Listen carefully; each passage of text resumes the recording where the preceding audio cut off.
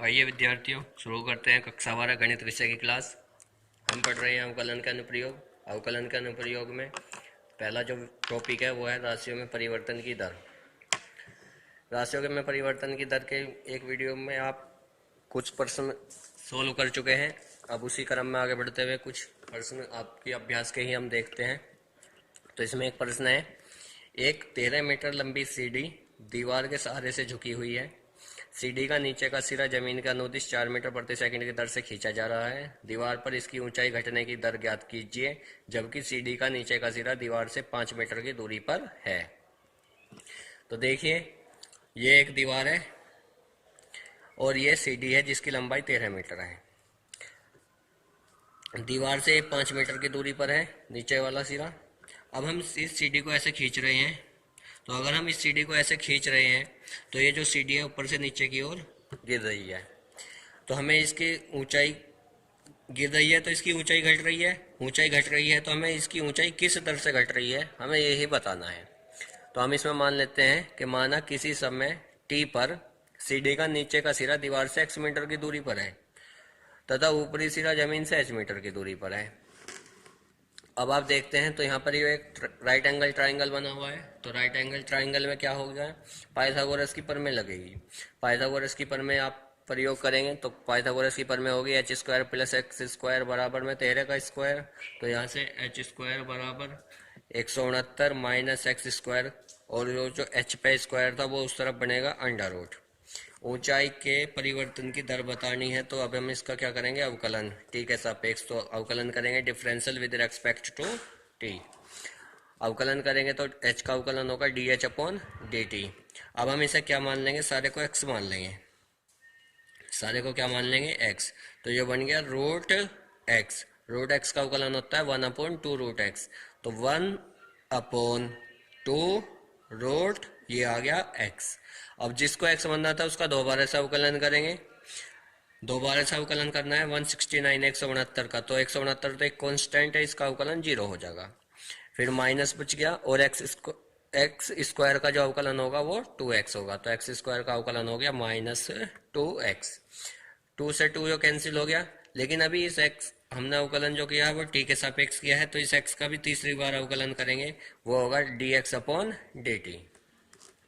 अब हमारे पास में यहाँ से 2 से 2 कैंसिल हो गया। x की वैल्यू क्वेश्चन में दी गई थी 5। दीवार का नीचे का सिर्फ 5 मीटर दूर दिया गया था ना, तो ये थी x की वैल्यू होगी 5। यहाँ पे 5 रखा और dx अपॉन dt। इसे खींचने की दर भी तो दी थी। इसे खींचने की दर कितनी थी, 4 मीटर। तो इसकी वैल्यू हो गई 4। यहाँ से अब आप सोल्व करेंगे तो 5 का स्क्वायर 25, ये बचेगा 144। 144 जब रूट से बाहर निकलेगा तो 12 लिखा जाएगा।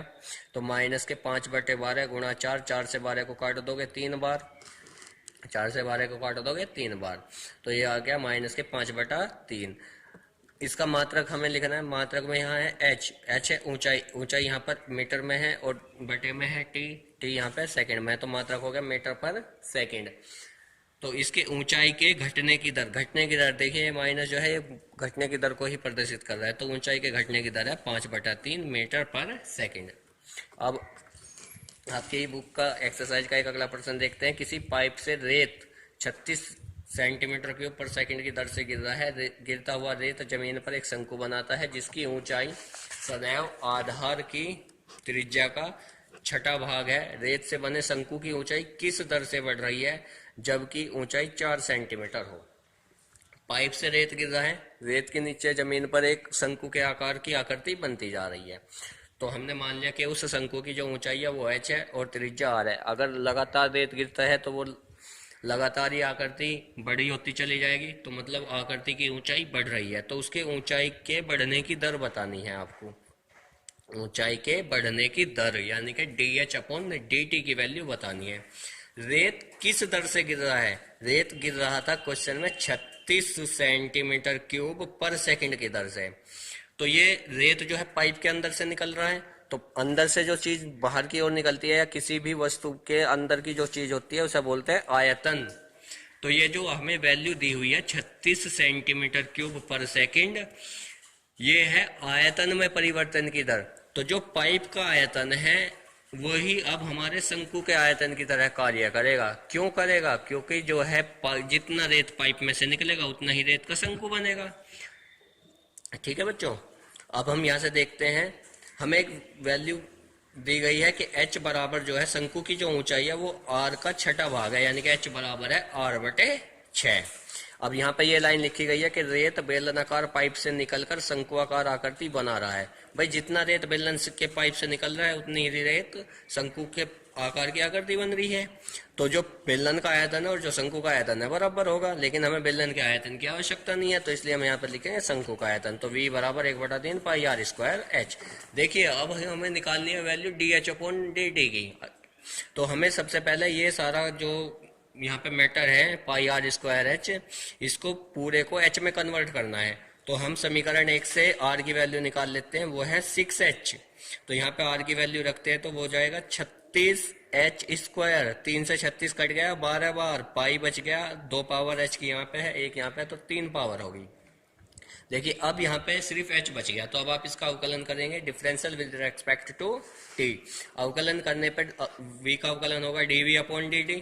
12 एक कांस्टेंट है, लेकिन पाई भी एक कांस्टेंट है, लेकिन जब आप इसका अवकलन करेंगे तो इसको आप क्या करेंगे, h³ है तो इसका अवकलन होगा 3h स्क्वायर। तो 3 आगे आ जाएगा भाई, 3 आगे आ जाएगा, तो 12 पहले से ही 3 और आ रहा है, तो 12 3 36 पाई h स्क्वायर। लेकिन इसका अवकलन दोबारा से भी करना है। क्यों करना है?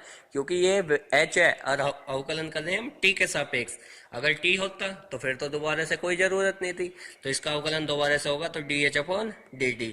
आपको क्वेश्चन में इसकी वैल्यू दी हुई है फर्स्ट लाइन में, इसकी वैल्यू 36 है, यहाँ पे 36 है, पाई ऐसे ही बच गया। h कितनी ऊंचाई दी हुई थी क्वेश्चन में? 4, तो 4 का स्क्वायर 16 dh/dt। 36 से 36 गया तो इस तरफ बच गया 1, इस तरफ बच गया 16 पाई। 16 पाई ये गुणा में है तो उस तरफ कहीं में चला जाएगा भाग में, तो dh/dt की वैल्यू होगी 1/16 पाई। मात्रक आप बड़े आसानी से लिख सकते हैं। ऊंचाई यहाँ पर सेंटीमीटर में है, t यहाँ पर सेकंड में है। अब आप ये लास्ट टाइप है क्वेश्चन की, इसे देख सकते हैं। किसी उत्पाद की x इकाइयों के विक्रिय से प्राप्त कुल आय जो रुपए में है इस समीकरण से दी गई है। यदि हमने x की वैल्यू 8 है तो सीमांत आय बताइए क्या है। मतलब अगर हम कुछ सामान बेचते हैं तो उसकी आय को इस समीकरण से प्रदर्शित करते हैं। हमने वे टोटल 8 सामान बेच दिए, तो हमारे पास कुल कितनी आय प्राप्त होगी ये हमें बतानी है, सीमांत आय। इसमें कुछ नहीं करना, ये जो आपको इक्वेशन दी हुई है इसे y के बराबर लिख लेंगे, फिर उसका अवकलन कर देंगे x के सापेक्ष, dy/dx। ये अवकलन आप बड़े आसानी से कर सकते हैं, और इसमें x की जितनी भी वैल्यू आपको दी गई है उतनी वैल्यू रख के आप आंसर निकाल लेंगे। सीमांत आय के जितने भी क्वेश्चन होंगे आप सिर्फ ऐसे ही करेंगे। y के इक्वल इक्वेशन रखेंगे, अवकलन कर देंगे, अवकलन करने के बाद उसमें x की वैल्यू रख देंगे, आपका आंसर आ जाएगा। इस प्रकार राशियों में परिवर्तन की दर, ये एक्सरसाइज पूरी हुई। अगर आपको इस एक्सरसाइज में कोई प्रॉब्लम है तो आप ऐप पर वो क्वेश्चन सबमिट करा दें।